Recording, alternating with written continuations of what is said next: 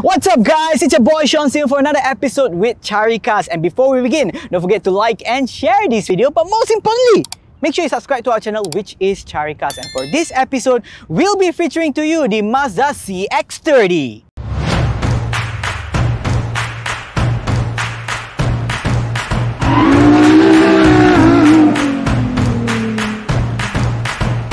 For this car over here, the Mazda CX-30 was launched in Malaysia on January 2020, of which this is actually a CBU unit. It completely built out all the way from Japan. And the price ranges from about 149,000 ringgit and above, depending on their variants. And what about the variants? Yeah, there are 4 variants, which is 2.0 litre, 2.0 litre high, 2.0 litre high all-wheel drive, and the 1.8 litre diesel. Now, what about the colors? There's actually 8 colors to choose from, which is the Soul Red Crystal, Deep Crystal Blue, Jet Black, Machine Grey, Sonic Silver, Snowflake White Pearl, Titanium Flash, and Polymetal Grey Metallic. Now, while we're waiting for, let's check out the exterior of this car.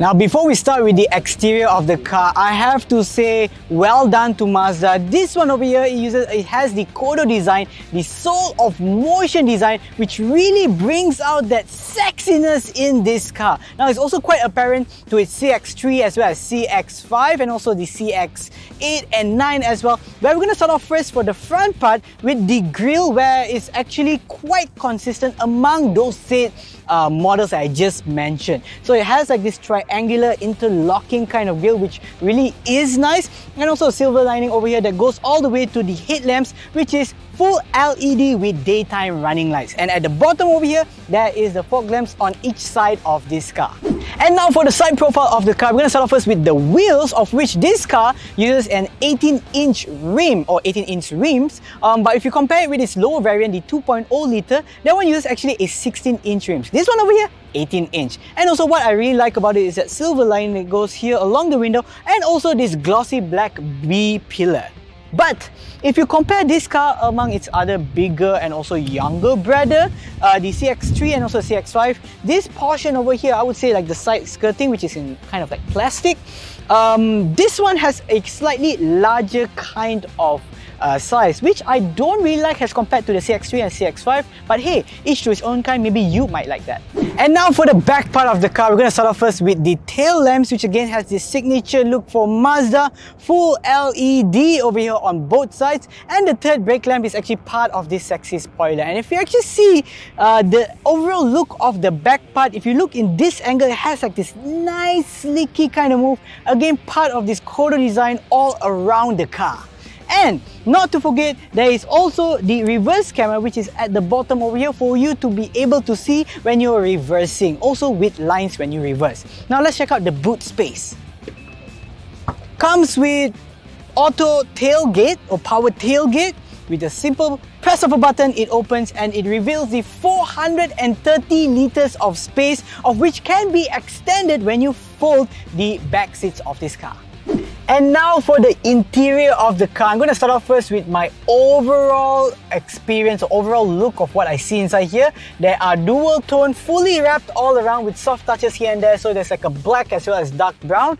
Above here on the ceiling is more of a brighter color. But overall, I feel like the look is actually pretty exclusive. So now it has a push start.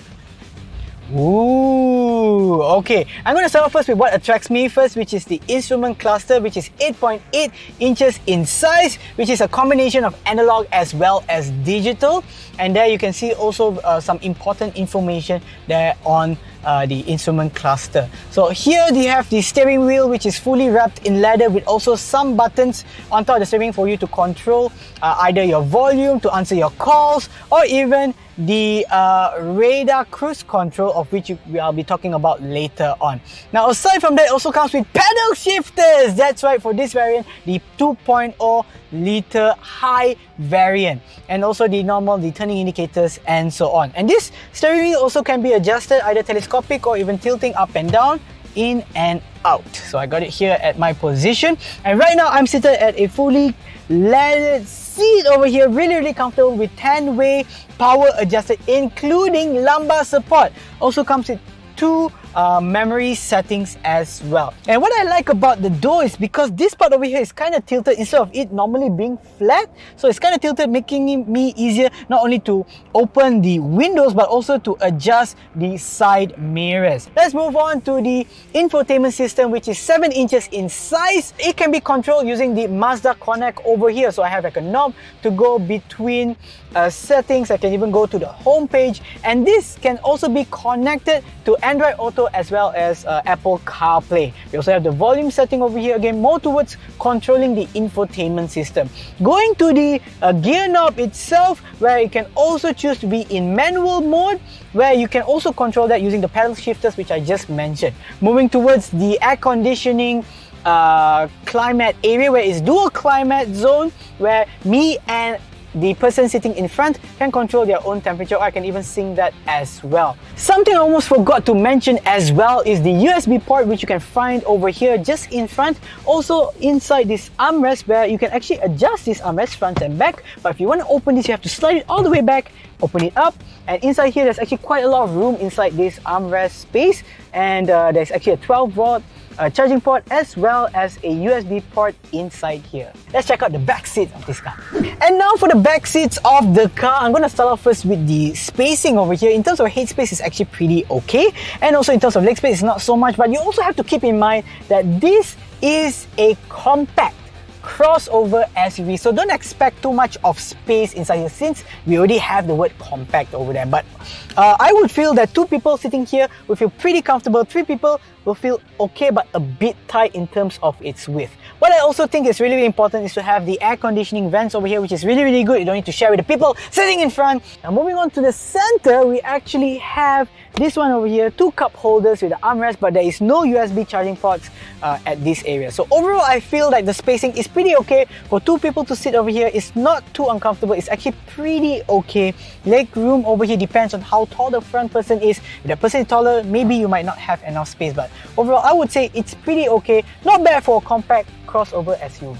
Let's talk about what's under the hood. It uses the SkyActiv drivetrain. Again, this car has the 2.0 litre engine that can produce 162 horsepower as well as 230 Newton meter of torque. This car has 7 airbags, ABS, EBD, traction control system, and so on. But this car also includes the Active Sense, which has a lane keeping assist system. There's also lane departure warning. There's also the Mazda radar cruise control, also the adaptive high beam kind of system for your front lights as well. So what are we waiting for? Let's give this a try.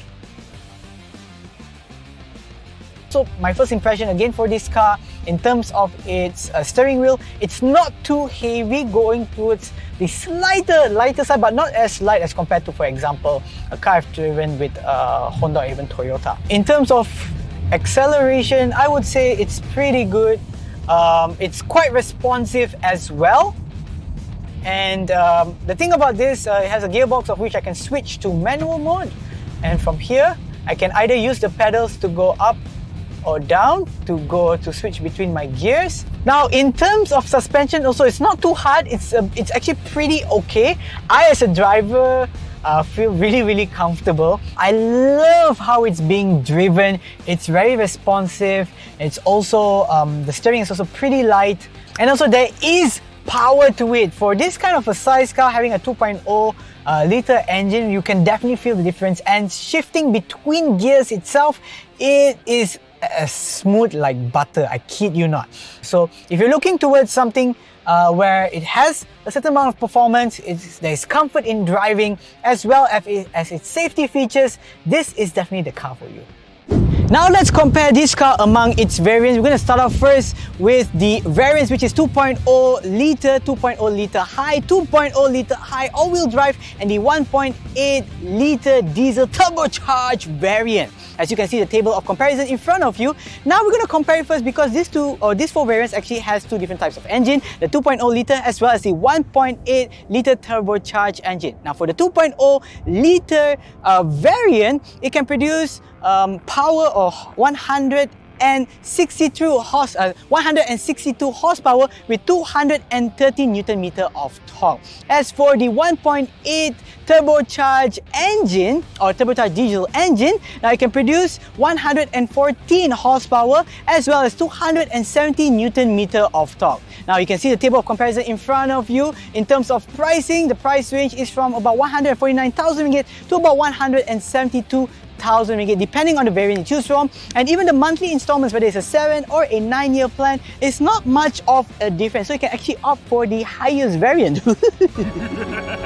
Let's compare this car among its competitors. We're going to compare the Mazda CX-30 with the Subaru XV 2.0 IP 2021, Honda HR-V 1.8 RS 2021, and the Renault Captur TCE 120 EDC 2020. As you can see, the table of comparison in front of you. Now in terms of max power, torque and whatnot, well, there isn't much of a difference, but for me, in terms of its outlook, definitely the Mazda CX-30 wins that price to me. Now aside from that, in my opinion, I think aside from it being super beautiful, I just love the design, but what I kind of find is not a disadvantage, but something that they can improve on is probably include this 360-degree camera view, of which many cars these days already have that.